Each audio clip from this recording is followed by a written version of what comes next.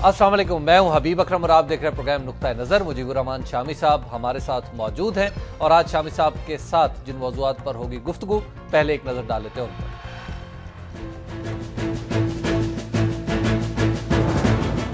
Usama bin Laden का वाक़या intelligence और सिक्योरिटी की नाकामी है, जिसकी जड़ें सियासी गैर जिम्मेदारी में पेवस्त हैं। इस वाक़े के तमाम जिम्मेदारों को कौम से माफी मांगनी चाहिए। एबटाबाद कमीशन की रिपोर्ट।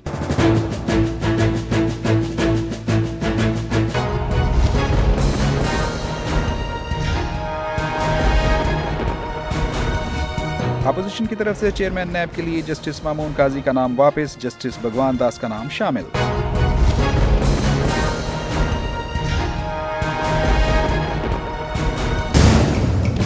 नादरा के चेयरमैन के साथ खुसूसी गुफ्तगू।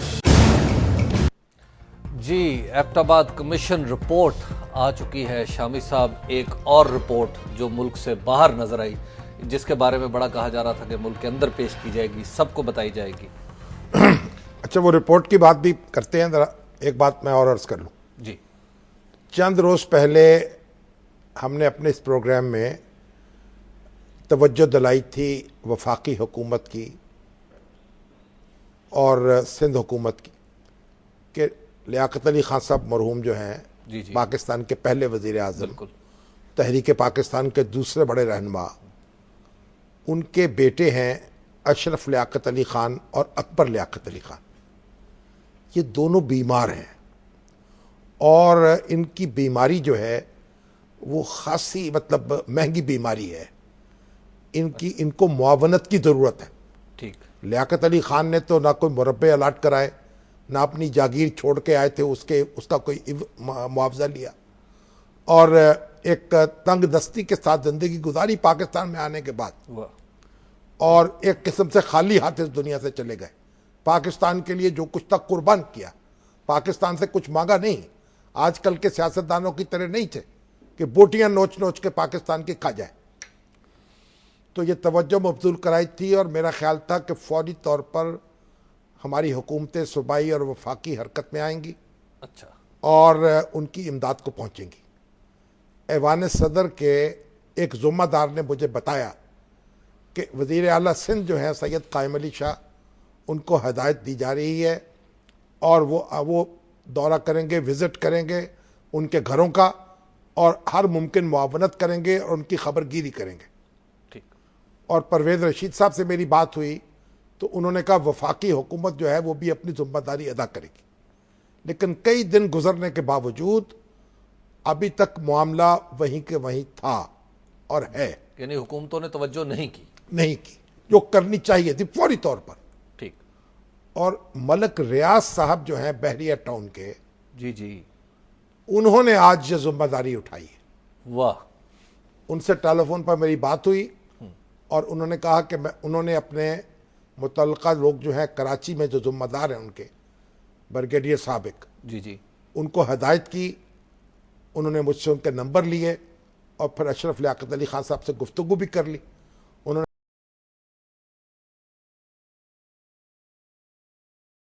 लियाकत अली खान पर वो हम अदा करेंगे।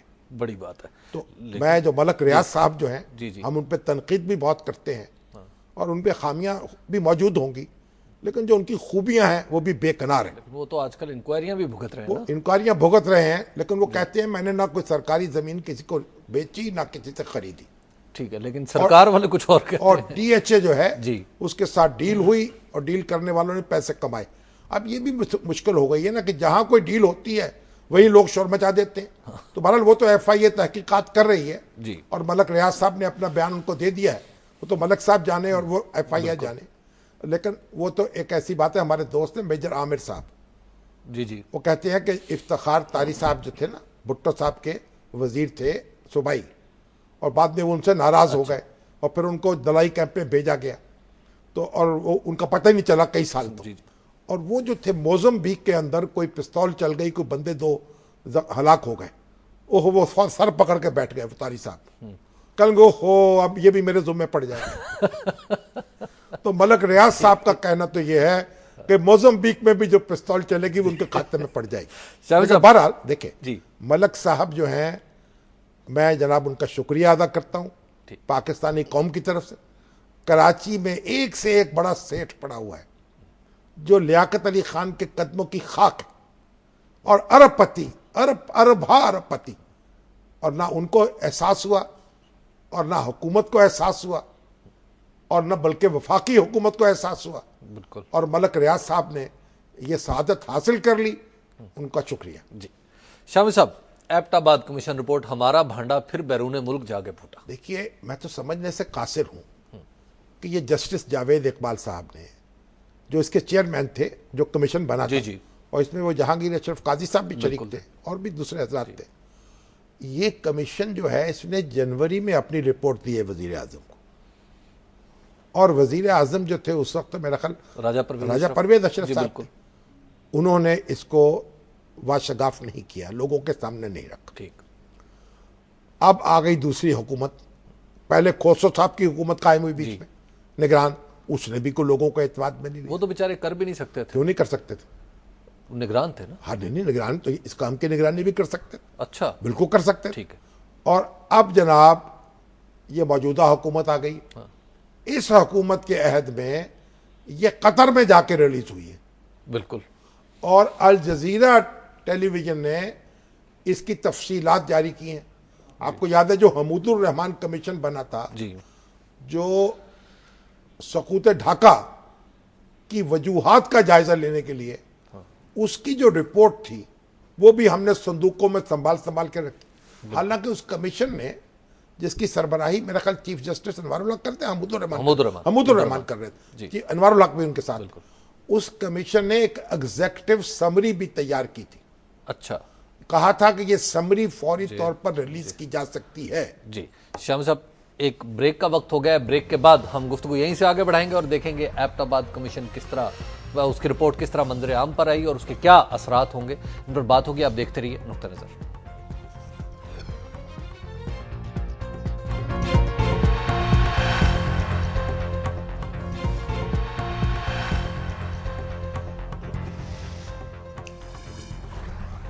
नुक्ता नजर में एक बार फिर खुशामदीद। बात हो रही है एबटाबाद कमीशन के हवाले से, और शाह साहब बता रहे थे कि हमीदुर रहमान कमीशन रिपोर्ट भी इसी तरह। हमीदुर रहमान कमीशन रिपोर्ट भुट्टो साहब ने जारी नहीं की जी, जियाउल हक साहब ने जारी नहीं की, मोहतरमा बेनज़ीर भुट्टो आई, उन्होंने जारी नहीं की, नवाज शरीफ साहब आए, उन्होंने जारी नहीं की, उससे पहले जुनेजो साहब आए, उन्होंने जारी नहीं की। परवेज मुशर्रफ साहब के दौर में वो इंडिया पहुंच गई और वहां से जारी हुई। बिल्कुल। जैसे नवाज शरीफ साहब के दौर में ये रिपोर्ट कतर पहुंच गई। हाँ।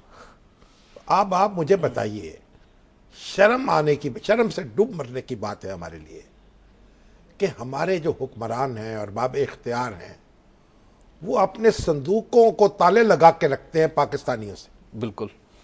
और उनके संदूकों में ताला खुल जाता है गैर मुल्कियों के लिए। तो ये रिपोर्ट जो है वजीर आजम पाकिस्तान खुद पेश करते कौम के सामने, ताकि पता चलता कि हुआ क्या है। उस दिन जब उसामा बिन लादेन यहाँ थे, कि यहाँ कैसे पहुंचे और फिर कैसे शिकार हो गए। नहीं हो सकता इसकी फाइंडिंग्स से, चूंकि कुछ लोगों को तकलीफ हो सकती है, वजीर आजम ने कहा कि बजाय इसके कि मैं महाजराई शुरू कर दूं। नहीं, ऐसी बात नहीं। देखिए, बात यह फाइंडिंग, इसीलिए तो कमीशन बनता है कि उसकी जो फाइंडिंग्स आएगी, जो अदारे जिम्मेदार हैं, जो अफराद जिम्मेदार हैं, उनका तयन होगा। ठीक है। और मैं आपसे ये अर्ज करूं कि उसामा बिन लादेन का पाकिस्तान में पाया जाना, जी, एक तो बात ये थी ना उनका मारा जाना, और दूसरा पाया जाना। पाया जाना जो ऐसी बात है कि सुहाने रूह था। जब जनरल अशफाक परवेज कियानी साहब से इस हादसे के बाद हमारी मुलाकात हुई तो कहने लगे, मुझे कभी कभी ये ख्याल आता था कि उसामा बिन लादेन कहीं पाकिस्तान से दरियाफ्त ना हो जाए और उसके जो असरात होंगे हमारे ऊपर, उनका तसव्वुर करके मैं एक मुस्तरिब हो जाता था। यानी पूरी दुनिया जो थी वो हमें पूछेगी, भाई आपके ये मोस्ट वांटेड पर्सन है, आपके यहाँ कैसे रह रहा है, और फिर आप उसके बाद आपकी हमारी एजेंसियां, हमारे अदारे, हमारी सिक्योरिटी, तो क्या उसका भरम रह जाएगा। भाई अगर उसामा बिन लादेन जो है उसका हम सुराग नहीं लगा सके तो और बाकी किसका क्या लगाएंगे। बाकी तो जो चाहे, यानी जो आदमी जिसके पीछे दुनिया भर की इंटेलिजेंस पड़ी हुई हो। तो उसामा बिन लादेन का वहां रहना उसकी कोई खबर नहीं, क्यों आए, रह गए। और फिर ये, और 9 साल कमोबेश उनकी फैमिली यहां रही, बिल्कुल, कई शहरों में, और वो खुद तो 9 साल नहीं रहे, बाद में आए, लेकिन वो यहां मौजूद थे। और फिर जब उनको निशाना बनाया गया तो फिर जनाब फिर हमारी हालत बुरी। वो हमारे मौलाना जफर अहमद अंसारी साहब एक शेर पढ़ा करते थे मरहूम, कि शेख जो पहुंचे महशर में तो आमाल नदारत, और जिस माल के ताजिर थे वही माल नदारत। तो जो सिक्योरिटी के अदारे थे जी, वो टुक टुक दी दम दम नकशिदम। शामी साहब, ना उसामा का पता चला, ना जहाजों के आने का पता चला, ना जाने का पता चला, ना जाने का पता चला। ठीक है, अब इसकी सजा किसको कैसे मिलेगी? क्या हम, हमारी हुकूमत दे सकती है? बात यह है कि ये जो रिपोर्ट है जी, अब बहुत से लोगों ने बहुत शो में थे, असल में एक तो अधिक कच्ची पक्की स्टोरी आती ना, जब रात को कच्ची पक्की स्टोरी आई, उस पर कच्चे पक्के तबसरे हो गए। और जस्टिस जावेद इकबाल की भी खूब गोशमाली हुई कि जनाब आपने तो किसी को कुछ मुर्दे इल्जाम ही नहीं ठहराया। तो जस्टिस जावेद इकबाल साहब जो हैं, एक तो उन्होंने ये बात कही कि भाई मैंने तो तनख्वाह ही नहीं ली इस काम की, ताकि लोग मुझे कहें आपने डिले क्यों किया। और 48 लाख रुपए बनते थे, वापस कर दिए, लिए नहीं, टीएडीए नहीं लिया, और कमीशन के किसी रुकन ने तनख्वाह ले ली, वाह, और बिला मुआवजा काम किया। अच्छी बात है। और फिर उन्होंने ये कहा कि हजारों सफात की दस्तावेजात थी जो अरबी में थी, उनके तर्जमे कराए गए, फिर सैकड़ों गवाह पेश हुए, बिल्कुल, और उसके बाद ये दस्तावेज मुरतब हुई। अब उस दस्तावेज के कई पहलू ऐसे हैं जो आप बस हैरत से उंगलियां आपने दांतों में दाब लीजिए। शामी साहब, एक कर्नल का किरदार है, नहीं, वो तो मैं बात करता हूं, कर्नल को छोड़ें आप इस वक्त। अच्छा, कर्नल का किरदार क्या है? वो एक पुरस्कार सईद इकबाल नामी कर्नल है। वो ऐसी गाड़ी उसके पास है जो एक यानी गाड़ी जो नॉइजलेस बड़ी गाड़ी है, वो आवाज उसकी बंद होती है, आवाज उसकी बगैर आवाज की गाड़ी है, और बुलेट प्रूफ है, करोड़ों रुपए की गाड़ी, एक साबक कर्नल, और गवाही कौन दे रहा है? एक दूसरा फौजी अफसर, बिल्कुल, वो आमिर अजीज, मेजर क्या जी, मेजर, वो कह रहा है मैंने देखा इसको सईद इकबाल को यहाँ आते हुए, और फिर ये यहाँ कोई जमीन खरीदना चाहता था, और मेरे वो साथ रहता था आमिर अजीज, और मेरे घर के ऊपर जाकर उसने कुछ तस्वीरें भी बनाई हैं। अब तस्वीरें किसकी बनाई हैं? उस वक्त तो उनके कोई पालतू जानवरों की तस्वीरें बना रहा था, पता नहीं उसामा बिन लादेन का घर। इसका मतलब है फिर शकील अफरीदी, डॉक्टर शकील अफरीदी तनहा आदमी तो नहीं था। शकील अफरीदी भी देखा ना, कौन कौन क्या क्या करता रहा, लेकिन असल बात ये तो एक जुज़वी कहानी है। अच्छा, बुनियादी बात जो कही है कमीशन ने कि जो पाकिस्तान की सिक्योरिटी एजेंसीज हैं, और जो सबसे बड़ी सिक्योरिटी एजेंसी हमारी है जो काउंटर टेररिज्म की ISI, उसने इसको उसामा बिन लादेन के मामले में गफलत का सबूत दिया। जब उसके बारे में कुछ सुनगुन हुई तो वो अमरीकियों को खबर बता दी, गोया अमरीकियों ने कुछ दिलचस्पी जाहिर नहीं की तो ये भी सो गए। और अमरीकी जो थे उससे मालूम होता था उनको तो इन पर एतबार ही नहीं था, वो अपने तौर पर लगे हुए थे, और अपने तौर पर वो तह तक पहुंच गए, और हमारी एजेंसी एक भी फेल हुई और दूसरी भी फेल हुई। तो ये एक तो बात उन्होंने ये कही। एक तो ये कि जब उसामा बिन लादेन की तलाश में किसी जिम्मेदारी का, किसी सरगर्मी का सबूत नहीं दिया गया, और दूसरी बात ये कही कि जब ये हादसा हो गया तो इसकी तहकीकात के अंदर कुछ संजीदगी का सबूत नहीं दिया गया। जो IB के चीफ आए वो तो अखबारी तराशे लेके आगे बातें करने लगे, और MI वाले वो भी ऊट पटांग गुफ्तगू, और जो ISI वाले हैं वो भी इधर की कभी उधर की।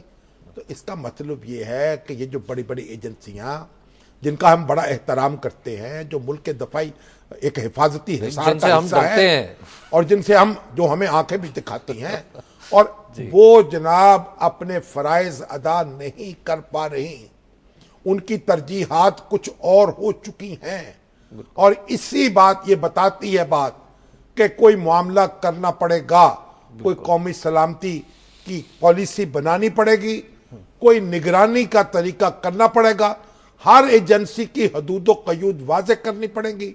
अब चीजें ऐसे नहीं छोड़ी जा सकती कि जिसके जो जी में आए कर ले, जो जी में आए सोच ले, कभी सियासत के अंदर हिस्सा ले ले, कभी कोई बाहर इधर उधर झांक ले, कभी अंदर सो जाए।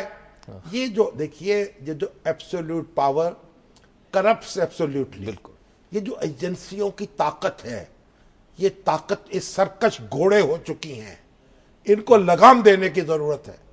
और ये जो रिपोर्ट अब सामने आई है, तो जो कौमी सलामती की पॉलिसी उनमें मदद मिलेगी इससे। मैं समझता हूं कि बड़ी वकील रिपोर्ट है जस्टिस जावेद इकबाल। तो ये असेंबली में जाएगी ये रिपोर्ट? असेंबली में जाए ना जाए, गवर्नमेंट के पास तो आएगी ना। असेंबली ने, देखिए असेंबली ये एग्जीक्यूटिव का काम है, एग्जीक्यूटिव ने इसके बाद इकदाम करने हैं, और जहां वो जरूरत महसूस करे लेजिस्लेट करने की, असेंबली में लाए।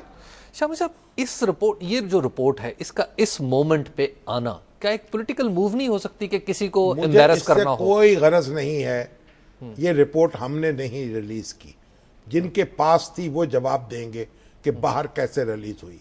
ठीक, जो कुछ भी है, रिपोर्ट हमारे सामने है, वकुआ हमारे सामने है, हमारी सुस्ती हमारे सामने है, लापरवाही हमारे सामने है, बेपरवाही हमारे सामने है, हर चीज हमारे सामने है। ये सुस्ती जो है, और ये लापरवाही जो है, और ये गफलत जो है, और बेहिसी जो है, इसकी इजाजत कोई कौम अपने अदारों को दे नहीं सकती। और जो लीक होना है, ये लीक होने की छोड़े। अच्छा। शाम साहब, इस रिपोर्ट पे तो मजीद गुफ्तगू भी होती रहेगी। और शाम साहब, नहीं, इसमें इसके बेशुमार शहादतें हैं, उनके बेशुमार पहलू हैं, उसमें जिक्र होता रहेगा, बहसें होती रहेंगी। हमने तो इसके जो नतीजा है ना, उस पर गुफ्तगू की है, जो क्रक्स ऑफ द मैटर है, दिल की बात, दिल क्या है उस पर, ये इसका नतीजा क्या निकाला है कमीशन ने, और वो हमारी एजेंसियों की गफलत है और उनकी लापरवाही। एक ब्रेक का वक्त हो गया, हादसे से पहले भी और हादसे के बाद भी। एक ब्रेक का वक्त हो गया, आप देखते रहिए नुक्ता नज़र।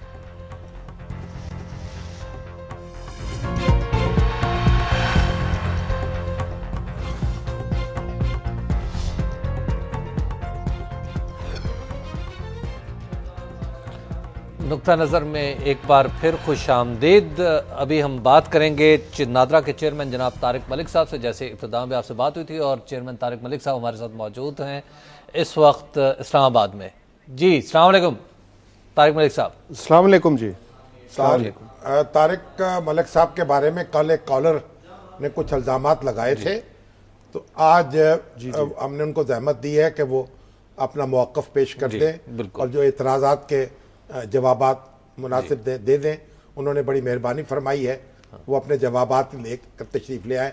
तो तारिक साहब, अब आप एक एक नुक्ता जो है बयान करें। 3-4 नुक्ते थे उनके, उसकी वजाहत कर दें, तो फिर तो और बात करते हैं आपसे। जी सर, आपका बहुत बहुत शुक्रिया कि आपने मुझे ये मौका दिया कि मैं क्लैरिफाई कर सकूं। कल एक कॉलर आमिर साहब ने आपको कॉल किया, उन्होंने कहा कि मैं पॉलिटिकल अपॉइंटी हूँ नादरा में, और मैं उसकी क्लैरिफिकेशन देना चाहता हूँ कि मैं 2008 में एज इलेक्शन ऑब्जर्वर इस मुल्क में आया था। अमेरिका में 12 साल तक चीफ टेक्नोलॉजी ऑफिसर के तौर पे काम किया, और इलेक्शन जब हो गए तो वापस चला गया। लेकिन उन इलेक्शन के नतीजे में मोहतरमा बेनज़ीर भुट्टो की शहादत हुई, जनाब नवाज शरीफ साहब पे कातलाना हमला हुआ, और वो मैं भुला नहीं सका चीज़। और मैंने जॉब देखना शुरू किया कि मैं अपने मुल्क में वापस जाऊं और उसकी खिदमत करूं। और एक जॉब एडवर्टाइज हुई थी GM नेटवर्क्स की नादरा की, जिसमें मैंने कम्पीट किया, ऑन मेरिट मेरा इंटरव्यू हुआ, और फिर मैंने नादरा ज्वाइन की 2008 में, आज से 5 साल पहले। और तरक्की करते हुए फिर मैं चेयरमैन नादरा बन गया। So I am not political appointee. दूसरा ये नुक्ता उठाया गया कि मेरी सैलरी कोई 15-16 लाख है, जिस पे सबसे पहले मेरी वाइफ ने एतराज़ किया कि अभी तक आप किराए के मकान में क्यों हैं और मुझे क्यों नहीं बताया। तो मैं बताना चाहता हूँ कि इसका अशरे अशीर भी नहीं है, और मेरी जो तनख्वाह है हुकूमत पाकिस्तान टर्म्स एंड कंडीशन तय करती है, तो इतनी सैलरी नहीं है। तीसरा ये कि उन्होंने आपने कहा भाभी को इत्मीनान कैसे दिलवाया? हाँ जी, वो आपके प्रोग्राम की वसातत से ही कर रहा हूँ, और शामी साहब की बात पे वो यकीन करती हैं, वो मान जाएंगे। अच्छा, और तीसरी चीज़ ये है कि उन्होंने कहा कि मैंने पता नहीं करोड़ों रुपए के TADA लिए। देखें, जो मैं नादरा में आया था तो उस वक्त 2 महीने की तनख्वाह देने के पैसे थे। आज माशाल्लाह हम एक प्रॉफिटेबल ऑर्गेनाइजेशन है। PIA डूब गया, रेलवे डूब गया, लेकिन नादरा खड़ा है और प्रॉफिट कमा रहा है। ये इसलिए हुआ कि हमने बाहर के प्रोजेक्ट्स जीते। हम सूडान का सिविल रजिस्ट्रेशन सिस्टम बनाया, कीनिया का पासपोर्ट इशुएंस सिस्टम बनाया, बांग्लादेश का ड्राइविंग लाइसेंस बनाया, नाइजीरिया का आइडेंटिटी सिस्टम बनाया और बहुत सारे और भी प्रोजेक्ट कर रहे हैं। तो इसके लिए बाहर जाना पड़ता है, बाहर से पाकिस्तान में ड्रोन आते हैं, बिजनेस लेने के लिए पाकिस्तान से बाहर जाना पड़ता है और उसके जो TADA हुकूमत का वो निज़ाम है उसी के तहत मिलते हैं। ठीक बात। एक आखिरी पॉइंट उन्होंने ये कहा कि जी स्मार्ट कार्ड की खरीदारी की गई, मशीनरी की, और इसमें कोई घपले हुए। देखिए, स्मार्ट कार्ड एक रेवोल्यूशनरी प्रोजेक्ट है और प्रोडक्ट भी है।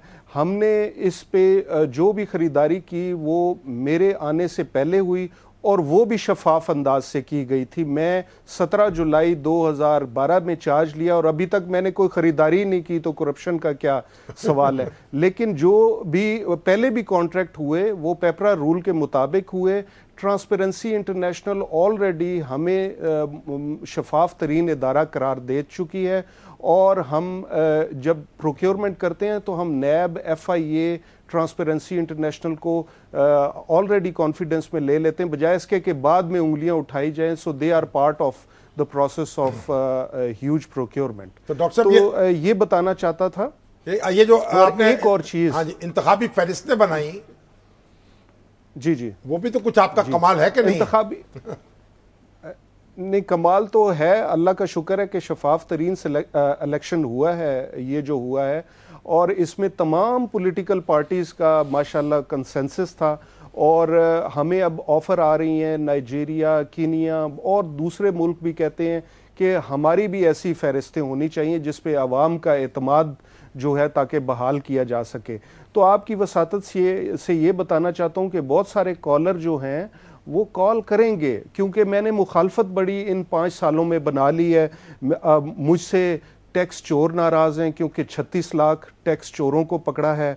मुझसे जाली वोटर नाराज़ हैं क्योंकि वो लोग जो घोस्ट वोटर थे या जाली वोटर थे उनके वोट काट दिए। 1 CNIC 1 वोट को हमने वो बनाया है काबिल अमल। ज़कात बैतुल माल जो खा रहे थे ज़कात, उन लोगों को हमने पकड़ा है। जो जेली पेंशनर्स हैं, पेंशन किसी और की है, खा कोई और रहा है, उनको आइडेंटिफाई किया है। और घोस्ट वर्कर जो हुकूमत में 2-2, 3-3 मुलाजमतें कर रहे हैं, उनको आइडेंटिफाई कर रहे हैं। तो ये सिलसिला चलता रहेगा और आपके लिए मैं हाजिर हूँ। हर इल्ज़ाम का और हर विच हंट का मैं जवाब दूंगा और अपने आप को एहतसाब के लिए पेश करूंगा। डॉक्टर साहब, बहुत आपकी मेहरबानी, नवाजिश। देखिए, डॉक्टर साहब ने अपना एक नुक्ता नज़र बयान कर दिया। जो कॉलर्स हैं हमारे, उनको भी एहतियात से काम लेना चाहिए। हम तो डिस्करेज करते हैं, देखिए, क्योंकि जब तक दूसरा शख्स जवाब देने के लिए मौजूद ना हो तो फिर मुश्किल हो जाती है। बहरहाल इल्जाम आया था, जवाब भी आ गया। और हमारी कॉलर से दरखास्त है कि आइंदा इस तरह की कॉल अच्छी बात है। एतराजात हुए, जवाब भी आ गया, डॉक्टर साहब ने तरद्दुद किया और उनकी अपनी क्लैरिफिकेशन दे दी और बड़ी बात है। शाम साहब, बहुत मेहरबानी, शुक्रिया। शाम साहब, अगली खबर भी, अगली खबर अब यह है कि वो मैं गया था, सनराइज इंस्टीट्यूट है, राइजिंग सन इंस्टीट्यूट। अच्छा, मैं उसमें गया और डॉक्टर अब्दुल तव्वाब साहब हैं और उनकी बेगम साहब हैं परवीन अब्दुल तव्वाब। उन्होंने उस अदारे की बुनियाद रखी आज से कई बरस पहले, बल्कि उनकी बेगम ने रखी। डॉक्टर साहब चाइल्ड स्पेशलिस्ट है और वो बच्चों का, ये जो स्पेशल बच्चे हैं ना, कई वो आते थे तो उनका भी वो इलाज करते। बच्चे, माँ बाप बड़े परेशान होते कि जो स्पेशल बच्चे हैं जो नॉर्मल नहीं होते।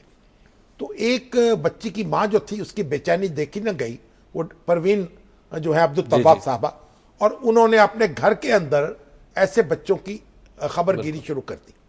फिर एक से बच्चा बढ़ा, दूसरा, तीसरा, डाइनिंग रूम से एक स्कूल शुरू किया, फिर वो ड्राइंग रूम में आया, फिर वो गैराज में आया, बच्चे बढ़ते गए। हत्ता के ये मोहल्ले वालों ने शिकायत कर दी छौनी के, यानी जो DHA के हुक्काम है उनको, कि ये जनाब, ये तो पागल बच्चे जो हैं इनको यहाँ रख रहे हैं और ये तो मोहल्ले का सुकून बर्बाद हो रहा है जी। तो GOC जब देखने के लिए आए तो वो तो हैरान हो गए कि ये तो बड़ी खिदमत कर रहे हैं। उस वक्त खालिद मकबूल साहब कोर कमांडर थे यहाँ। अच्छा, उनको भी उन्होंने इतला दी, वो भी आए, फिर उन्होंने भी ताउन किया, एक जमीन इनको दी, फिर एक बाकायदा अदारा कायम हुआ। अब लोग हमारे बहुत बड़े, हमारे जो फौजी अफसर भी उसके साथ इन्वॉल्व हैं, सिविलियंस भी इन्वॉल्व हैं। हमारे महमूद अहमद साहब बहुत बड़े बिजनेसमैन थे लाहौर के, वो भी अपनी बिजनेस से रिटायर होकर वहां ज्वाइन कर चुके। अजीम शान बिल्डिंग बना दी, सैकड़ों बच्चे जो है स्पेशल बच्चे वो वहां तरबियत हासिल कर रहे हैं, उनको स्किल्स सिखाई जा रही है, जिंदा रहने के काबिल बनाया जा रहा है। एशिया में अपनी नौइयत का वाहिद अदारा बन गया, मुनफरिद अदारा बन गया, इतना बड़ा। और मुझे बड़ी खुशी हुई वहां जाके, पाकिस्तान में जहां कई खराबियां हो रही हैं और कई लोग जो हैं मुल्क और कौम का सुकून बर्बाद कर रहे हैं, और कई लोग ऐसे हैं जो मुल्क और कौम को सुकून दे रहे हैं, जो अमराज हैं उनका इलाज कर रहे हैं, ये जो बच्चे हैं इनकी केयर कर रहे हैं, और सोसाइटी इनसे ताउन कर रही है। करोड़ों रुपए का बजट है, हुकूमत की तरफ से नॉमिनल ताउन है और लोग उसको देते हैं, और ये जनाब सूरज जो है वो चढ़ता चला जा रहा है और बच्चे जो है वो बढ़ते चले जा रहे हैं। तो बड़ी खुशी हुई मुझे, और मैंने कहा कि इसका भी जिक्र होना चाहिए ताकि वो कौम हौसले में भी रहे। एक ब्रेक का वक्त आ गया, ब्रेक के बाद आपके सवालात भी लेंगे जो बहुत सारे SMS और फेसबुक और फोन लाइंस के जरिए हम वसूल हो रहे हैं, उन पर भी बात होगी। आप देखते रहिए नुक्ता नज़र।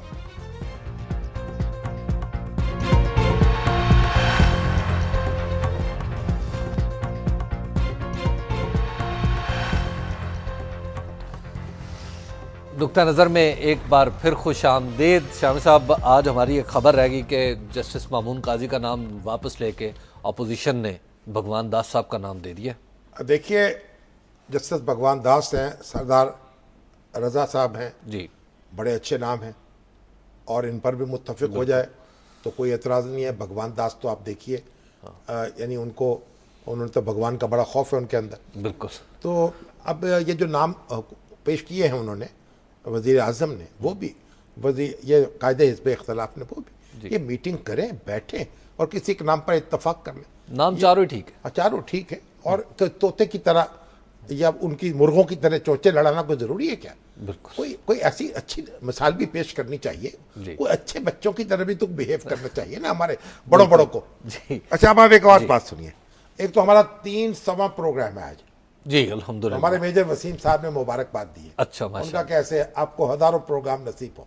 चलिए जनाब, बहुत मेहरबानी, शुक्रिया। दूसरी बात मैं आपसे अर्ज करूं, मुझे कई लोगों ने वहां से रब्ता किया, गुजरांवाले से। जी, एक स्टोरी भी छपी है। ये वहाँ एक ज़मीन, एक प्रॉपर्टी पर कब्जा करने के लिए एक लैंड माफिया ने, बल्कि एक गैंग है, उसने पहले तो एक शख्स को मारा, डॉक्टर अहमद गफ्फार को। अच्छा। फिर उसके बाद जिसने उनका भतीजा था वो मुद्दई था, उसने FIR दर्ज कराई। वो लाहौर में था, DHA में रहा था, उसको DHA में आके कत्ल कर दिया। फिर एक तीसरा आदमी था, साद सईदी बट, वो उनकी मुआवनत कर रहा था उनके साथ, फिर उसको कत्ल कर दिया। और 3 आदमी कत्ल हो चुके हैं, और उनका इरादा लगता है उस गैंग का कि इस खानदान के बंदे जो हम एक एक बालिग मर्द उसको मार दिया जाए और फिर कब्जा कर लिया जाए उनकी जायदाद पर जी। और दिलचस्प बात यह है कि एक इंस्पेक्टर इसके पीछे है, उनका वारिसान कहते हैं, एक पुलिस इंस्पेक्टर जो इश्तहारी करार दिया जा चुका है, इश्तहारी। अच्छा। गुजरांवाले में और गुजरात की एक थाने में SHO लगा हुआ है। वाह। तो ये जो CCPO हैं गुजरांवाले के, ये गुभंग पी हुई है इन्होंने। इनको नजर नहीं आ रहा कि जनाब कैसे गरीबों की दस्तगिरी करते हैं, और ये लोग बेचारे छुपते फिर रहे हैं, जिनकी जमीन और जिनकी जायदाद है। मौत उनका ताक़ुब, उनको लगता है मौत उनके ताक़ुब में है। बिल्कुल। और जो खात्मे आला पंजाब हैं, मैं उनसे भी गुजारिश करूंगा कि वो इसे टेस्ट केस बनाएं, एक एक जिम्मेदार को पकड़ें और कैफरे किरदार तक पहुंचाएं। और ये 3 खून जो हैं, ये बोल रहे हैं खून, इनका इंतकाम जो है वो ले खुद। शम्स साहब, ये है जी सिकंदर साहब पेशावर से, वो एबटाबाद कमीशन रिपोर्ट के हवाले से कह रहे हैं कि ये सिर्फ इसलिए कि अवाम की तवज्जो हटाई जा सके मसाइल से। कौन से? ये जो एबटाबाद कमीशन रिपोर्ट है, ये इस तरह के तबसरे तो होते रहेंगे ना। जब भी कोई चीज होगी, तवज्जो भी मसाइल, अवाम की मसाइल से तवज्जो कहाँ हटती है? जब तक मसाइल मौजूद रहेंगे उन्हें हल करना होगा। हाँ, एक बात और सुन लीजिए, आज मोहतरमा फातिमा जना की भी बरसी है, तो अब मोहतरमा फातिमा जना का भी जिक्र होना चाहिए था जी, मगर वो नहीं हो सका। अल्लाह ताला उनकी मगफरत करे। बड़ी मोहतरमा फातिमा जना कायदे आज़म की बहन थी, उनकी तस्वीर थी उनकी शख्सियत में उनका अक्स नजर आता था। अपने भाई की खिदमत की और लोगों के दिलों में जगह बना ली। और मैंने जो उनका देखा है, जिस तरह हजूम देखा है, जिस तरह लोगों को उन पर निछावर होते देखा है। अच्छा, कायदे आजम को तो मैंने नहीं देखा, मोहतरमा फातिमा जना को देखा है। उनको देख के पता क्या रोब था उनकी शख्सियत पे, और क्या मालूम होता था कोई आसमान से कोई हूर उतर आई है। क्या तकद्दुस था उनके चेहरे पर। सफेद लिबास पहनती थी और लोग उन पे निछावर होते थे। और देखिए उनके पास तो हुकूमत कभी नहीं आई, लेकिन दिलों पे उनकी हुकूमत थी। और अयूब खान साहब की जो आमरीयत है उसका सामना किया, उसका मुकाबला किया। वो अगरचे टेक्निकली वो जीत गए, लेकिन अमली तौर पर वो हार गए और तारीख के सामने भी हार गए। और मोहतरमा सुरखरू हुई। अल्लाह ताला उनकी मग़फ़िरत करे, उनके दर्जात बुलंद करे। हाँ, आज पंजाब यूनिवर्सिटी में भी सैयद शबीर हुसैन शाह साहब बहुत नामी ग्रामी हमारे दोस्त अखबार नवीस थे। जो डॉक्टर मुजाहिद कामरान साहब के वालिद पाकिस्तान टाइम्स के ब्यूरो चीफ थे। बड़ी किताबें लिखी हैं, बड़े मुसन्निफ। भुट्टो साहब को भी बड़ी कुर्बत रह रहे। अयूब खान को करीब से देखा, एयर मार्शल असगर खान को देखा, ज़ियाउल हक को देखा, बहुत कुछ लिखा है। भुट्टो, ज़ियाउल हक और अयूब खान, भुट्टो, ज़ियाउल हक, ये उनकी आखिरी किताब है। अच्छा, तो अंग्रेजी के वो लिखते थे, उर्दू में भी लिखा है, लेकिन वो भी एक बड़े बावकार और एक ऐसे शख्स थे, सोचने वाले, एक मुफक्कर थे। तो उनकी बस्ती थी, मेरे दोस्त थे और मैं उनके साथ बड़ी मोहब्बत का रिश्ता था मेरा। और वो दुनिया से रुखसत हुए।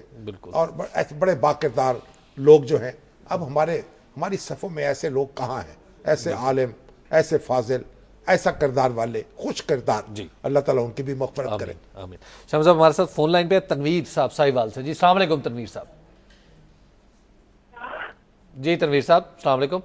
जी अस्सलाम वालेकुम जनाब शामिर। वालेकुम अस्सलाम। अच्छा शामिर साहब, मैंने 5 जुलाई का आपका प्रोग्राम देखा, मैंने उस हवाले से आपसे एक सवाल करना था। हाँ जी जी, आपने फरमाया कि जब भुट्टो साहब ने ज़ियाउल हक को फोन किया आपने मिलिट्री सेक्रेटरी के थ्रू, तो उन्होंने कहा कि I have to do this, और भुट्टो के साहब के हाथ के फोन गिर गया। जबकि हकीकत ये नहीं है। मैंने ज़ियाउल हक साहब का इंटरव्यू भी सुना है, मैंने बेशुमार इस पे किताबें भी पढ़ी है। आपने कभी भी भुट्टो साहब के हाथ से फोन नहीं गिरा। देखिए बात सुन लीजिए। हाँ, ओहो, देखिए ये गुलाम मुस्तफा जतोई साहब वहाँ मौजूद थे, वो इस वाक़े के रावी हैं। उनका इंटरव्यू मैंने किया था, ये वाक़या छपा हुआ है उसके अंदर। अब कोई बात इस नुक्ता इधर हो गया या उधर हो गया, मैंने तो गुलाम मुस्तफा जतोई की जुबानी आपको कहानी सुनाई है। चलिए नहीं गिरा होगा, उन्होंने खुद ही रख दिया होगा, थोड़ा सा हाथ तो लस गया होगा। चलिए इन बातों में क्या फायदा है, अब कहाँ हम नुक्तों में पड़े हुए हैं। अल्लाह ताला हमारे मरहूम बहन जो है उनकी गलतियों को माफ़ करे और हमें उनकी खूबियों को अपनाने की तौफीक दे। शामिर साहब ये है जी नसीर अब्दुल्ला साहब कह रहे हैं कि शामिर साहब पाकिस्तान की बहुत बड़ी कामयाबी है कि तौकीर सादिक को हम वापस तौकीर सादिक साहब वापस आ गए हैं। असल में ये जो उनके ऊपर जो नैब की रिपोर्ट है ना, वो बड़ी दिलचस्प है। जो उनके ऊपर तो अरबों रुपए के इल्जाम है ना, लेकिन जब वो आप फरोलेंगे देखेंगे तो मालूम होगा कि मफरूजा बाज इक़दामात के नतीजे में जो नुकसान हो सकते थे उनको भी हकीकी नुकसान में शुमार, यानी अगर यूं करते तो ऐसा होता। बहरहाल अब वो नैब के शिकंजे में है और सुप्रीम कोर्ट का डंडा उनको वापस ले आया है और उनको पनाह नहीं मिल सकी कहीं। तो सुप्रीम कोर्ट जो है, बहरहाल देखिए सुप्रीम कोर्ट ने अपना एक तहक्कुम भी कायम किया है ना, और लोगों के दिलों में जगह भी बनाई है।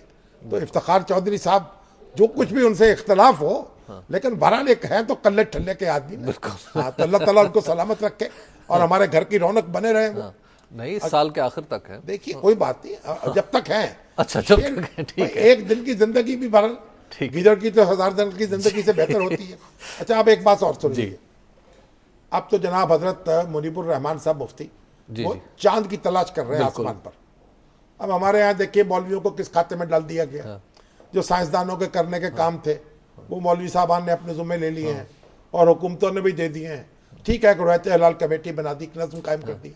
अब पोपल दई साहब हैं, वो जनाब खैबर पीके में जनाब बैठे हुए हैं। हुकूमत ने बड़ी कोशिश की काबू आ जाए, कोई हरूत हलाल कमेटी में शिरकत कर ले। उन्होंने कहा नहीं जनाब, वो जो बाप दादे का काम है वो छोड़ेंगे नहीं। तो पहले देख लेना। मुफ्ती मुनीबुर रहमान, बड़ी दिलचस्प बात मैं बताऊं, ये 10 महीने किसी चांद पे झगड़ा नहीं होता। या रमजान पे होता है या शवाल पे होता है। बिल्कुल, ईद के चांद का झगड़ा है, रमजान के चांद पे। बहरहाल अगर चांद नजर आ गया तो फिर हमारी रुखसत है बिल्कुल 1 महीने के लिए। क्योंकि आप लोग इस वक्त अफ्तारी करेंगे और हम भी करेंगे। बिल्कुल। और अगर चांद नजर ना आया तो कल हाजिर होंगे, फिर आपकी तो खिदमत कल उसके बाद। तो शामी साहब, वैसे आपके ख्याल में पोपल जई साहब को पहले चांद नजर आएगा, मुनीब साहब को नजर आएगा? देखिए, मुफ्ती मुनीबुर रहमान साहब तो नज्म तो उनके साथ है ना, हुकूमत जो उसने जो कमेटी कायम की है, तो हमें तो उनके पीछे चलना है।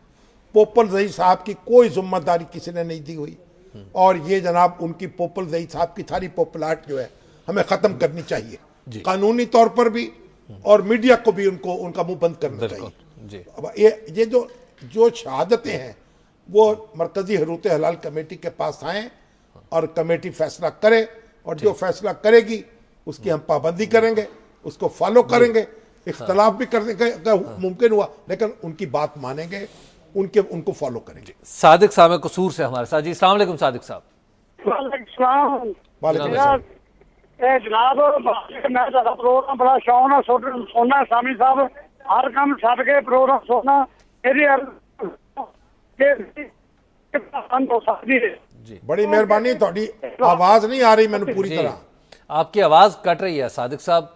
सादिक साहब ने प्रोग्राम के बारे में बड़ी अच्छी राय का इजहार किया, बस इतना समझ आया। बड़ी मेहरबानी, उनकी नवाजिश है। श्याम साहब, ये हमारे जो मेहर साहब हैं, जावेद मेहर साहब हैं, जो हमारे कराची के अखबार नवीस से माशाल्लाह, उन्होंने कहा जनाब ये एजेंसियां जो हैं वैसे तो जनाब हर एक को पकड़ लेती हैं, ओसामा बिन लादेन को 6 साल पकड़ नहीं सकी। ये सवालात तो हम उठाते रहेंगे ना, बिल्कुल, और एजेंसियां जवाब देती रहेंगी। वो तो हमारे शुजा पाशा जो हैं, उन्होंने तो कौमी असम्बली के पार्लियामेंट के सामने खड़े होकर इस्तीफा दे दिया था। बिल्कुल। फिर हमारे सियासतदान जो नहीं जी नहीं जी नहीं जी करने लगे। अब वो तो उन्होंने कहा था ठीक है सर, हम जिम्मेदारी कबूल करते हैं, इजाजत चाहते हैं आपसे। कई लोगों ने एक सवाल किया, इस रिपोर्ट के नतीजे में होगा क्या? देखिए अब क्या होना है, जिम्मेदारी कौमी सलामती की जो पॉलिसी बननी है, और जो इनके जो हमारे अदारे हैं उनका ओवरसाइट का कोई निज़ाम बनाना है, इनके ऊपर एक निगरानी होनी चाहिए, कोई इनके अंदर इर्तबात होना चाहिए, कोऑर्डिनेशन होनी चाहिए, इनकी जिम्मेदारियों का तयन होना चाहिए। ये नहीं एक अदारे पे दूसरा अदारा, दूसरे अदारे पे तीसरा अदारा चढ़ाते चले जाएं। हर एक की हदूद कार वाज़ेह हो और फिर उनसे जवाब तलब किया जाए। शाम साहब, हमारे आज के प्रोग्राम का वक्त खत्म हो गया, और आपको फिर अर्ज कर दें कि अगर कल रोज़ा है तो फिर आप भी इफ्तारी करेंगे और हम भी इफ्तारी करेंगे, वरना फिर कल फिर मुलाकात हो जाएगी। अल्लाह के बाद।